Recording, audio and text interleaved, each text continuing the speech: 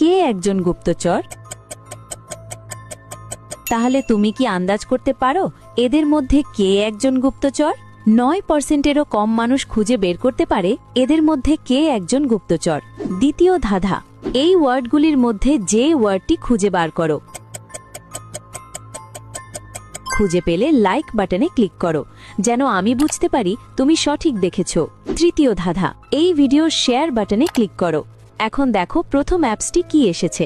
আমার মনে হয় গুগল ম্যাপস অ্যাপসটা এসেছে। যদি ঠিক বলে থাকি তাহলে তুমি পরের ধাপে যেতে পারবে না। একটা গোপন কথা, যদি রাতের মধ্যে একটা দারুণ সুখবর পেতে চাও তাহলে এক্ষুনি আমাকে সাবস্ক্রাইব করে রাখো।